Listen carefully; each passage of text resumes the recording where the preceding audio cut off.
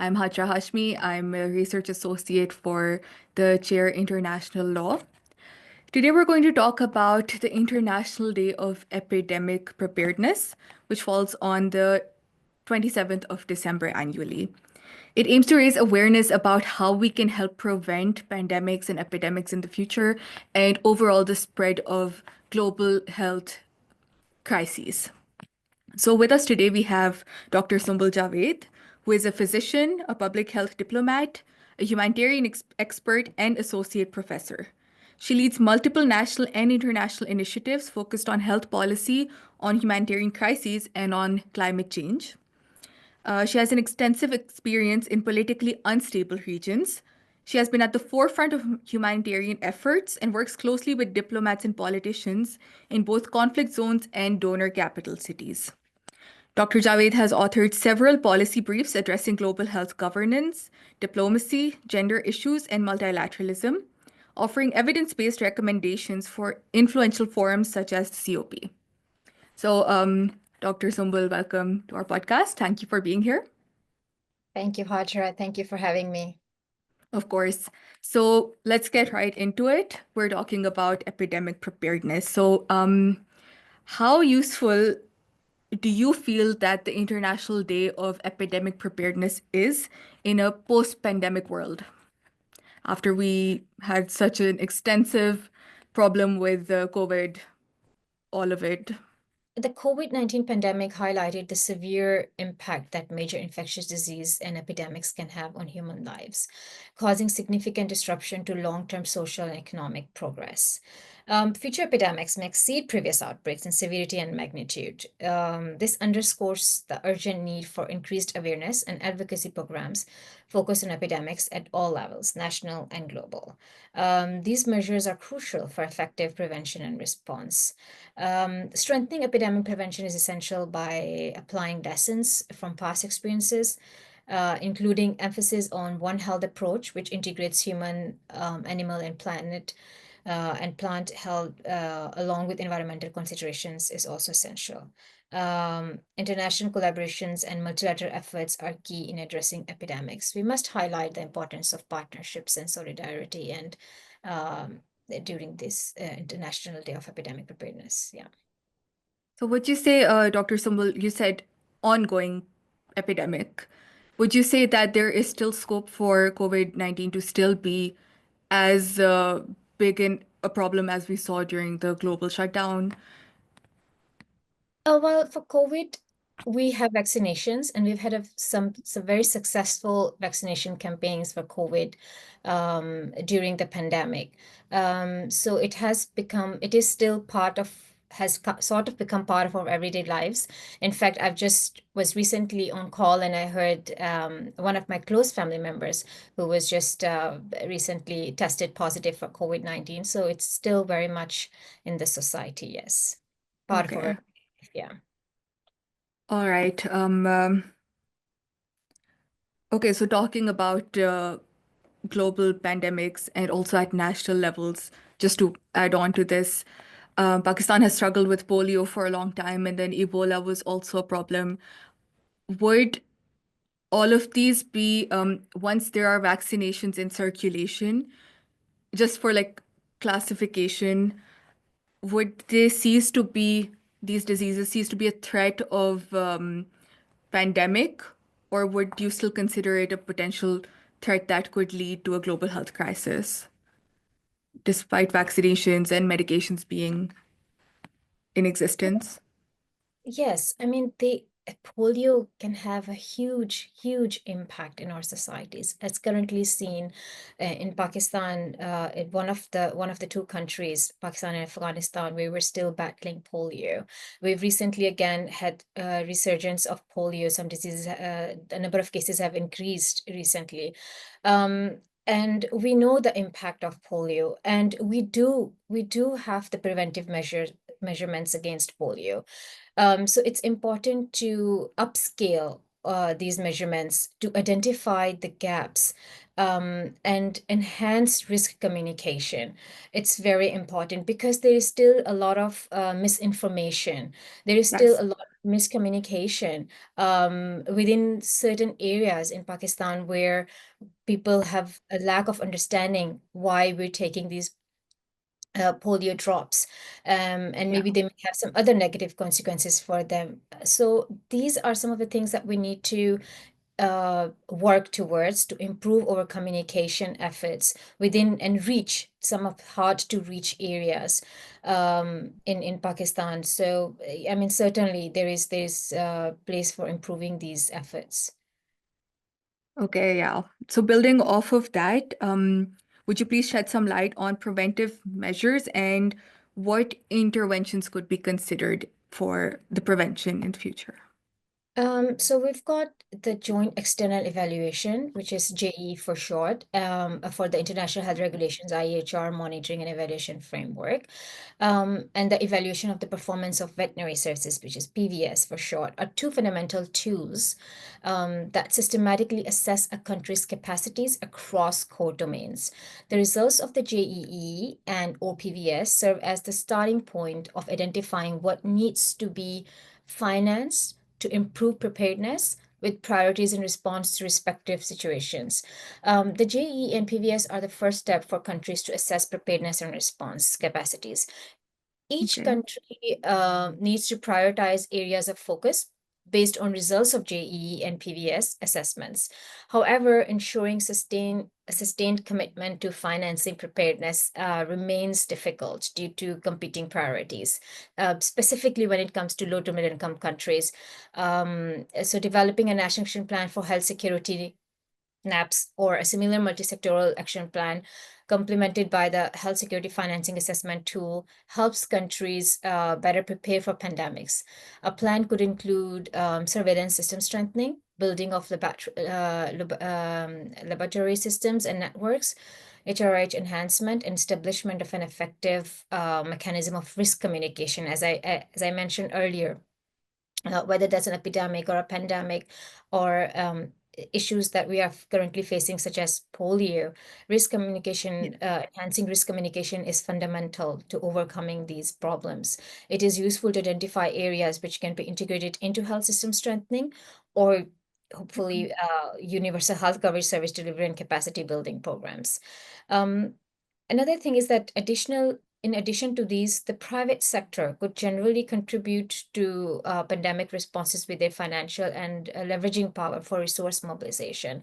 Early detection with its embedment in their communities and preparedness with financing, goods, services, supply chain management, and research and development. So it's like in low middle income countries, the cost of preparedness is less than $1 per person per year. Preparing for and preventing a pandemic is the best investment the international community can make for global public health. Okay, and I actually didn't know that last one either, that it was so financially easy to contribute to this. Um, Yes, would preparedness is always is yeah, always the best answer. yeah, agreed. Um, would you say education is also part of these tools that would one of the tools that could be utilized in national action plans, for example, to better educate people in these areas, like we talked about the polio epidemic and how people refuse to take the vaccines? Do you think education is a tool that could be utilized to help convince them that this is something that is needed? Absolutely. Absolutely. I cannot emphasize enough on health literacy. To be very specific, health literacy, improving Okay. health literacy specifically among women. Um, there are Okay. two approaches that we can take. One is to make sure that there is a gender equality when it comes to education.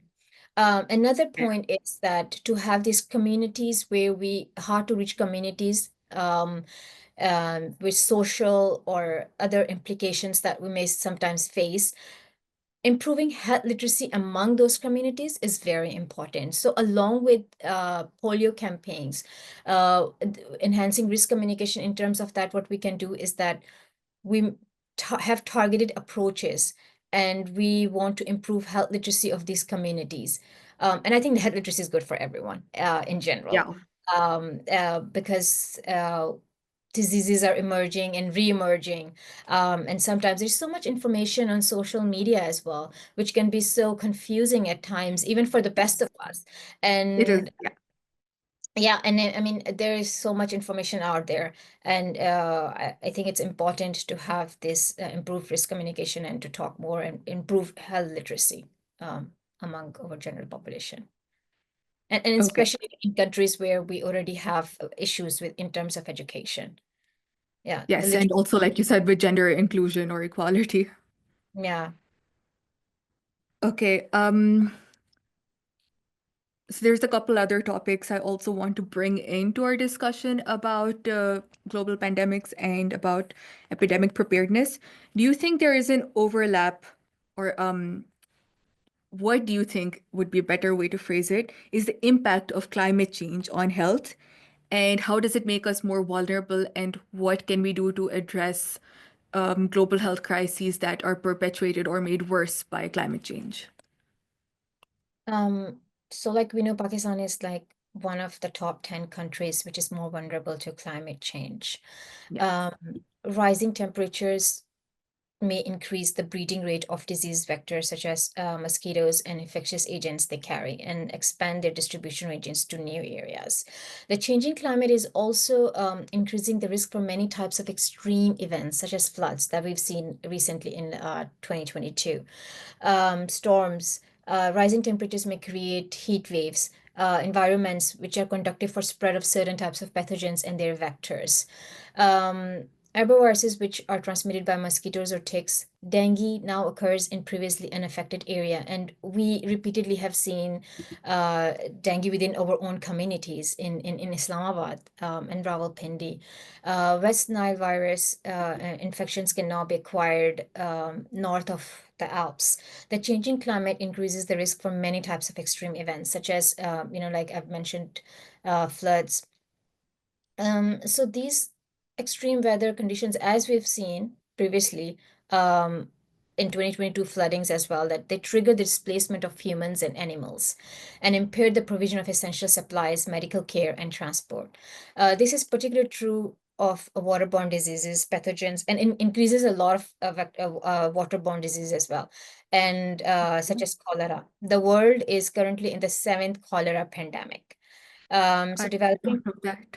yeah, I mean, the developing countries are more at risk of climate disasters. They also have less adaptive capacity and preparedness to respond, leveraging them, leaving them they're highly vulnerable to climate change, the impacts of climate Yeah. change. Yeah.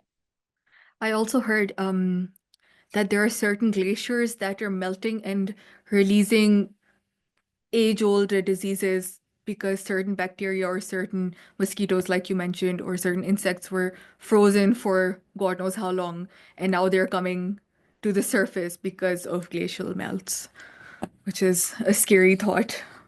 Yeah, this is a potential possibility in the future, in the very near future, at the rate things are happening now. This is something that we need to take into consideration for future Okay. plan. Yeah. Okay, I also want to talk about a very interesting topic, one that really interests me, and I know it interests you also, and that's about conflict zones. And so I want to ask you about why it is that populations in conflict zones or during war or, any such conflict are more vulnerable to pandemics or epidemics than a non-conflict zone.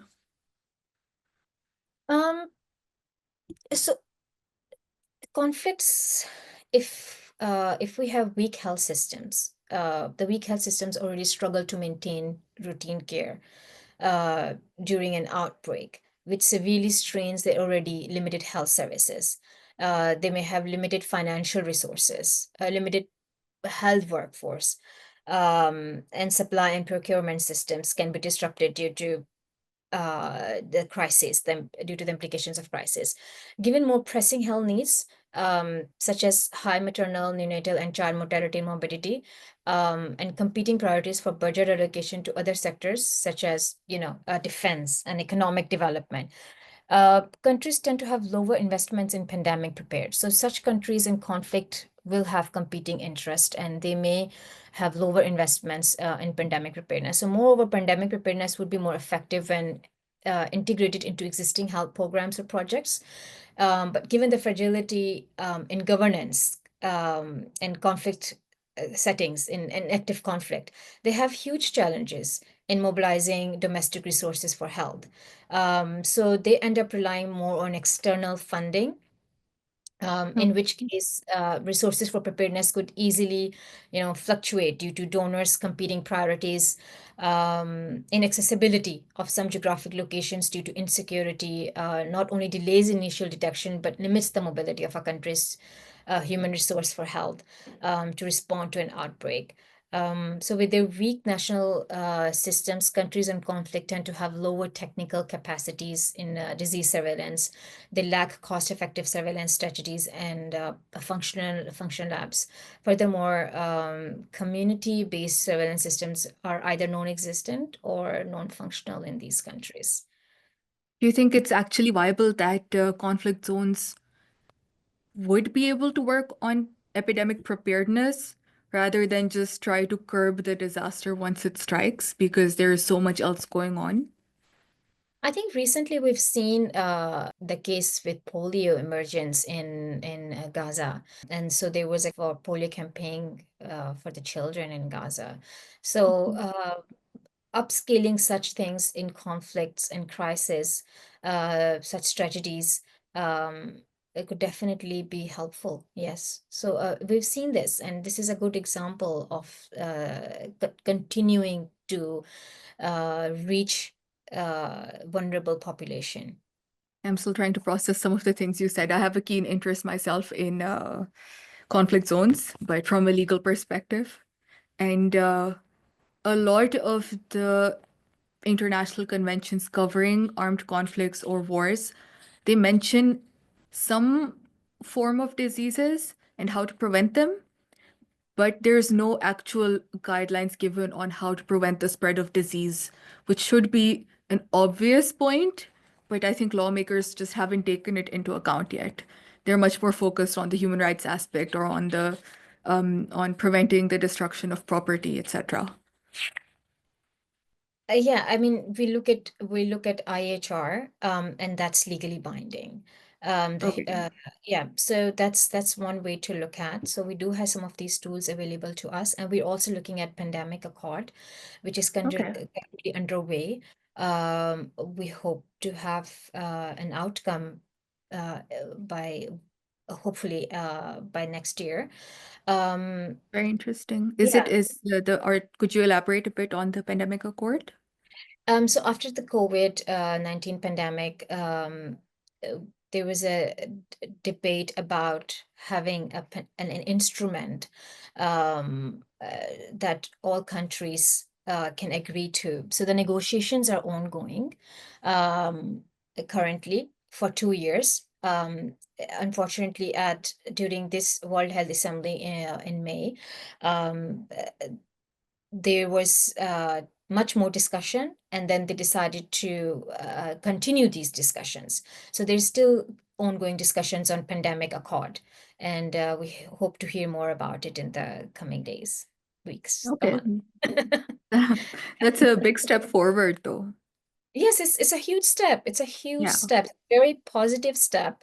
There is very good representation from all over, from the global north and south.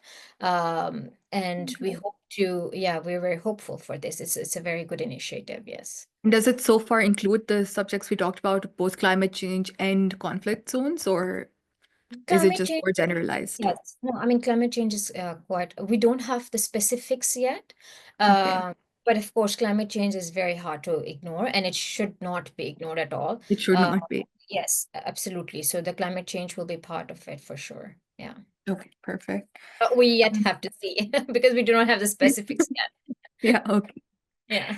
Um, so coming back to some of your own work, so you speak about equity in your policy briefs, and you've discussed the decolonization of global governance and multilateralism, which is super cool.